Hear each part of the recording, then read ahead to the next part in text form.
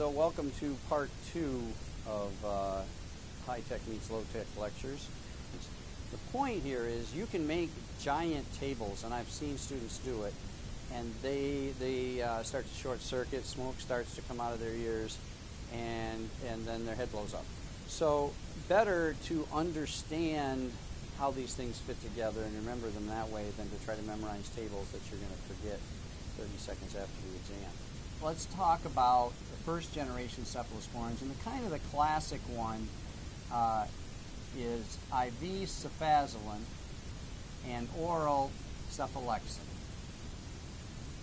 This is, and cephalexin is Keflex,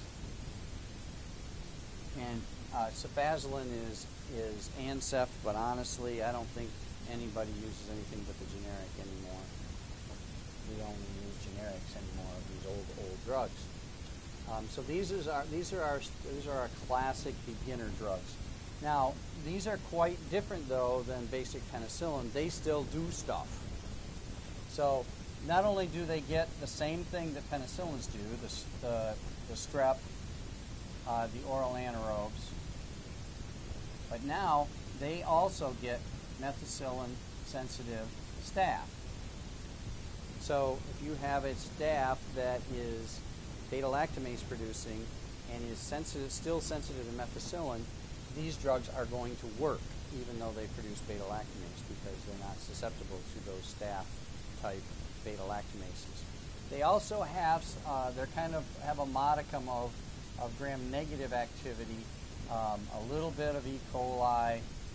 They get ampicillin, notice this, sensitive H. flu, but not ampicillin resistant H. flu. Okay, so these are a whole different kind of base that we're starting from. Questions about that? Okay, all right.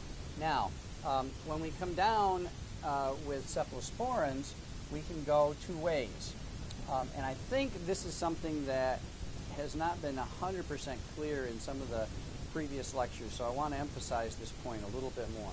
You can go to second generation cephalosporins, but there's really two types of second generation cephalosporins. On the one side you have cefotetan and cefoxitin. I think I was sitting in Dr. Klepser's lecture, and I think he emphasized the fact that these aren't as affected by some beta-lactamases as other drugs. Don't focus on that point. It is true. It is not an incorrect statement, but it's not what you want to focus on. The thing about these drugs is they retain the staph coverage of first generations, and these are second generations. They retain the staph coverage. They add gram-negative coverage. And I mean easy gram-negatives. They're probably not going to be treating space bugs, but they pick up E. coli. When I say easy gram-negatives, I mean E. coli, Klebsiella, H. flu, things like that. And so they pick up gram-negative coverage, but these drugs on this side also have B-frag coverage. They cover anaerobes, and so they get used in surgical prophylaxis when you're going into the gut where you have anaerobes as a significant pathogen. All right? So that's really kind of their little role. They have that little niche that is still there.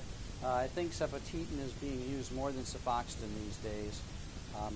These are both IV drugs, and they have that kind of little niche. Now, over here, we have the other second generation cephalosporins. We have cefuroxime and that can be IV or oral. And I'm blocking on the other one. Can you help me? If you can't. All right, you look it up while I keep talking. Teresa?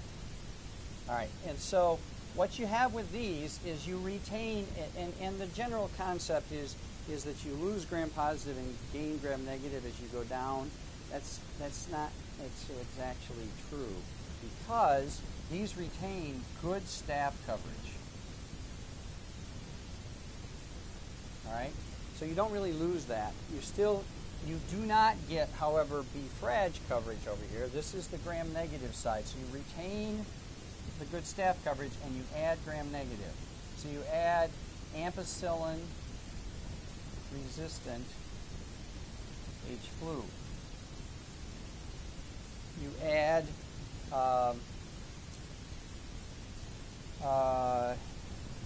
E. coli. You add Klebsiella. Better coverage for all of these.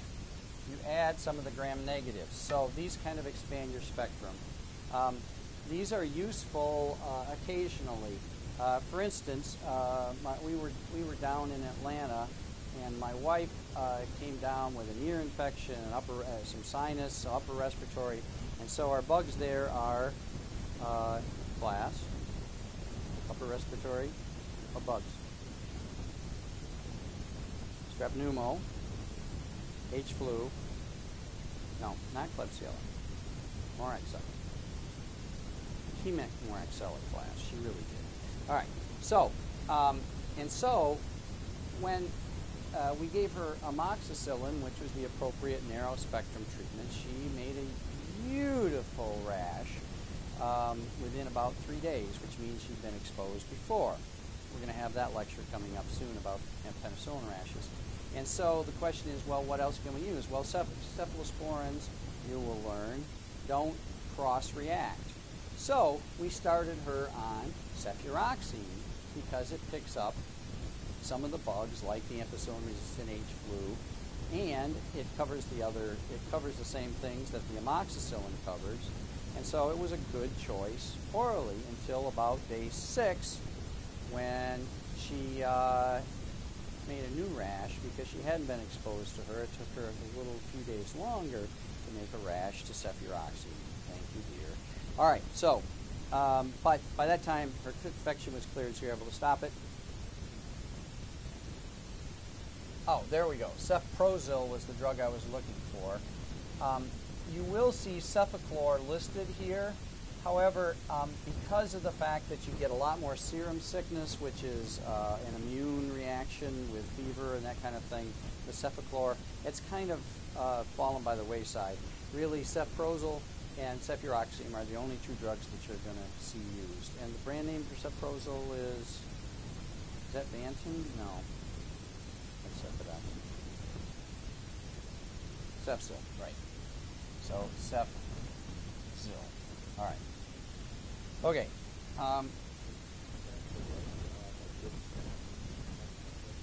Yeah. So Chad is reminding me when I say good staph, I only mean MSSA. I do not mean picking up MRSA, because that's not going to happen until we get to the 5th generation or so. All right. I'm going to take these off to make some room, so you're just going to have to remember those. But this makes such perfect sense to you that you're never going to forget any of it anyway, so that's good. All right, so now we get to the 3rd generation cephalosporins. So here we are at our 3rd generation cephalosporin. And honestly, the generational definitions of cephalosporins are really not that useful. And so it's better to understand the drugs than to learn the generations, because they get confusing, as you'll see in just a second. So our sort of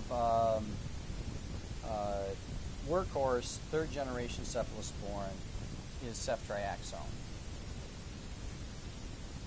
Brand name is Rocephin. And Dr. Klepser recently in a lecture mentioned that you see this used a lot, and the reason is it's a once-a-day drug unless you have a really serious infection. So if you've got a serious meningitis that you've got to penetrate into, this is going to be twice-a-day drug. Otherwise, you can give it once a day. People can come in once a day for an IM injection or an IV infusion, and you can treat stuff as an outpatient. And so this drug tends to get used quite a bit. It also tends to get used instead of the cefuroxime for some of the community-acquired pneumonias. I personally think that's using broader spectrum than you need, but for some reason they didn't ask me. Yes, and this is IV only. Yep, thank you for that clarification. All right. So, as a matter of fact, yeah, I guess there are a couple of third-generation cephalosporins that are oral. This is the one that you will see used the vast majority of the time. So the other third-generation cephalosporins we're going to have in a second. I'll list those here. But the other one that is kind of debatable where you should put it is ceftazidime. And it's interesting, this was kind of a star drug for a long time because it was the only cephalosporin that really had reliable activity against Pseudomonas. So it's a little bit, it's like a third generation, it's exactly like a third generation, except that it has Pseudomonas coverage.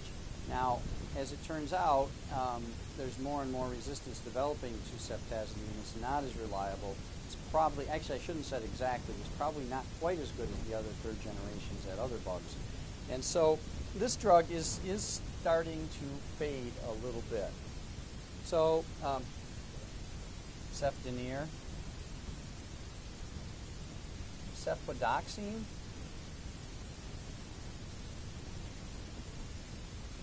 oh yeah, cefotaxime is an interesting drug. It's got a shorter half-life than the rest. It's not particularly useful, except that it hung around in pediatrics because pediatricians, once they find something that works, don't like to change. And so, not unlike some faculty members that you may know. Fourth generation drug is cefapine. And what that is it's like a replacement for ceftazidime. So ceftazidime, we always called a 3.5 generation. Some people called it a 4th generation. But cefapine is clearly stands out now as having all the activity of the 3rd generations plus good Pseudomonas.